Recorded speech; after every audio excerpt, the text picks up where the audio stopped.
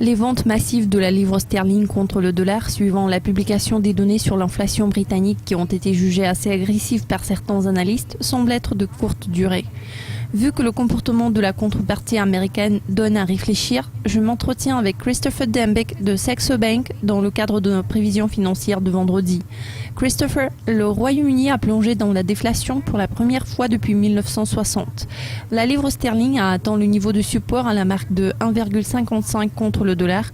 Selon vos prévisions, cette paire restera sur ce même niveau dans un mois. Pourriez-vous nous dire pourquoi ? Bien sûr, en ce qui concerne les perspectives à court terme, la déflation va sûrement représenter un obstacle clé pour l'économie britannique. Je crois que les investisseurs s'attendent largement à ce que la paire revienne vers le niveau de 1,55 à cause des préoccupations quant à la déflation. Pourtant, en parlant des perspectives à plus long terme, je suis confiante dans les perspectives de l'économie britannique car elle est très forte et son activité est très bonne. D'ici 1 ou 2 ans, nous pourrons voir un renforcement considérable de la livre. Vos prévisions pour 3 mois se situent au niveau de 1,50. Envisagez-vous de nouvelles ventes massives du sterling ? Oui, il va y avoir de nouvelles ventes massives sur le court terme. Pour le moment, les marchés sont confiants dans la force du dollar. Les investisseurs s'attendent à la première hausse des taux vers la fin de 2015, ce qui va sûrement contribuer au renforcement du dollar contre la plupart des devises, dont notamment la livre sterling.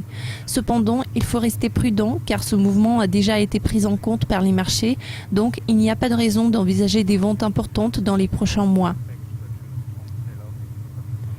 Nous venons d'apprendre les données sur l'inflation aux États-Unis qui sont apparues meilleures que prévues. Néanmoins, les données décevantes que nous avons apprises tout récemment mènent certains analystes à croire que la Fed n'aurait plus l'intention de relever les taux en 2015, tandis que d'autres tablent sur un relèvement précoce dès que l'économie se sera remise des conséquences négatives du ralentissement. Qu'est-ce qui vous fait prévoir le niveau de 1,52 dans 12 mois ? Je voudrais souligner que je crois qu'il n'y aura pas de relèvement des taux en septembre. Ce serait trop prématuré. Il va falloir plus de temps pour que la Fed soit en mesure de juger de l'état réel de l'économie.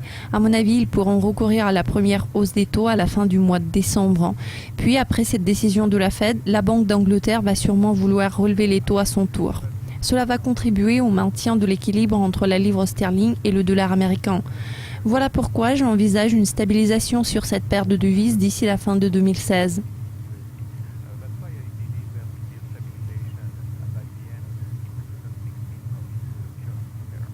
Christopher, je vous remercie de vos commentaires. Il y a eu beaucoup de mouvements intéressants dans différentes paires de devises cette semaine. Voilà pourquoi nous vous proposons de suivre nos mises à jour régulières sur Dukascopy TV pour être à l'affût de toutes les actualités financières. Au revoir.